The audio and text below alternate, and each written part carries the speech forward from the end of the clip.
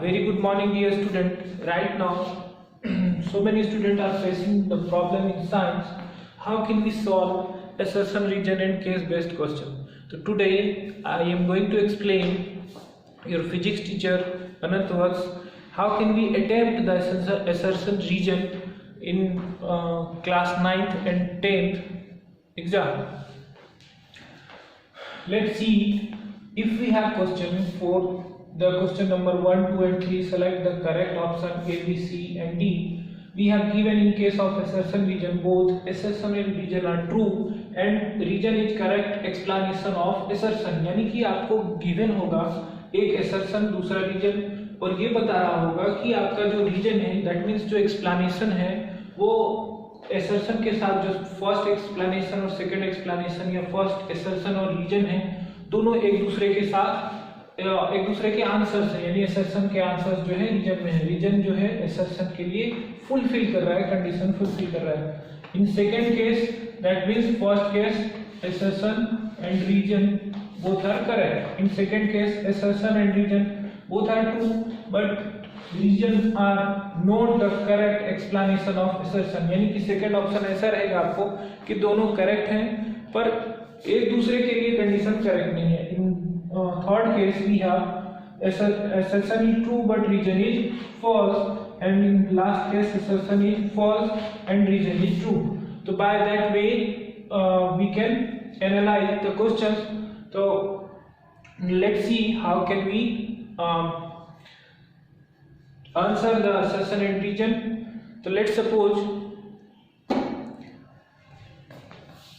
okay now dear student, if in case of assertion we have given even if the acceleration of a moving object is positive, it is possible that the object may be slowing down.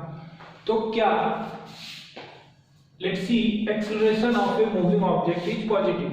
अगर acceleration positive हो तो क्या हो सकता है object अगर object slow हो तो क्या acceleration positive हो सकता है. if we say the acceleration is positive, that means in that case slowing down, that means velocity is decreasing.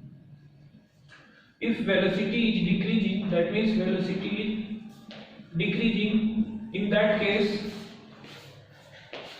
acceleration is also decreased. So we know that if velocity is increased then acceleration is increased. यहाँ क्या बताया जा रहा है कि अगर कोई object slow हो जाए यानी कि स्पीड उसकी वेलोसिटी कम हो जाए या उसकी स्पीड कम हो जाए तो क्या एक्सेलरेशन जो है वो कम होगा या ज्यादा होगा. We know that velocity and acceleration both are in proportion. That means both are related to each other. अगर हम वेलोसिटी को इंक्रीज कर रहे हैं तो एक्सेलरेशन भी इंक्रीज होगा. और कंडीशन assertion में क्या गिवन है कि एक्सेलरेशन जो है मूविंग ऑब्जेक्ट का पॉजिटिव है जबकि वो ऑब्जेक्ट स्लो हो रहा है. तो हम देख सकते हैं कि ये assertion जो है ये करेक्ट नहीं है. and both velocity and acceleration are vector quantity. तो we know that velocity and acceleration are vector quantity. ये जो है ये ऑप्शन करेक्ट है. वेलोसिटी और एक्सेलरेशन दोनों ही वेक्टर क्वांटिटी है. That means our second region is correct. That means answer is D, where we have given A is false and R is true. Where we have given A is false and R is true. Next question. Balance force do not cause a change in an object motion. तो we know that balance force अगर हमारे पास कोई object है और उसमें कोई balance force लग रहा हो यानी कि रिजल्टिंग फोर्स या नेट फोर्स जीरो हो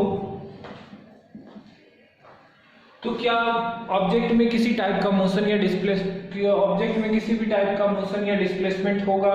तो नहीं होगा. We know that balance force do not cause the change in objects motion.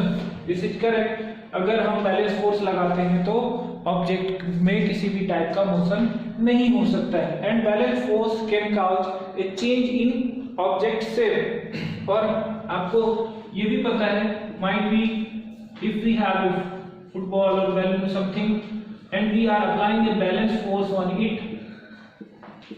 If we have F1 and F2 and F1 is equals to F2, in that case both the balance force can change the shape of that object. अगर हम एक football लेते हैं और उसमें दोनों तरफ से इक्वल फोर्स लगाते हैं और नेट फोर्स जीरो भी हो, रिजल्टिंग फोर्स जीरो भी हो, तो वो बैलेंस फोर्स शेप चेंज कर सकता है ऑब्जेक्ट का। मींस दोनों कंडीशन जो है सेशन और रीजन ये करेक्ट तो है, लेकिन दोनों एक दूसरे के ऑप्शंस नहीं है।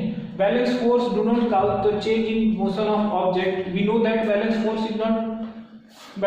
Can not change the motion of object. Balance force object के मोशन को चेंज नहीं कर सकता है, पर इसका रीजन ये नहीं है कि बैलेंस फोर्स शेप चेंज करता है। इसका रीजन ये है कि बैलेंस फोर्स अपने सारे डायरेक्शन में लगने वाले फोर्स को क्या करता है, सारे डायरेक्शन में लगने वाले फोर्स को इक्वलाइज कर देता है, जिससे कि नेट फोर्स जीरो हो जाता है। That means balance force can equalize all the forces on each and every direction, by that resulting force is zero. तो इसका रीजन क्या होगा कि रिजल्टिंग फोर्स जीरो होने के कारण जो है ऑब्जेक्ट में मोशन नहीं होता है, ना कि बैलेंस फोर्स जो है शेप चेंज करता है, इसीलिए इसका रीजन ये है। दैट मीन्स कि बैलेंस फोर्स के शेप चेंज करने से उसके मोशन ना होने का रीजन नहीं हो सकता है। दैट मीन्स मोशन इसलिए नहीं होता है बैलेंस फोर्स में कि ऑब्जेक्ट जो है हमारे पास उसका रिजल्टिंग फोर्स जीरो हो जाता है, इसलिए मोशन नहीं होता है। तो इस तरह से हम सेशन रीजन के क्वेश्चन करेंगे डियर स्टूडेंट। तो आने वाले वीडियो में मैं 9th के सेशन रीजन के और भी क्वेश्चन आपको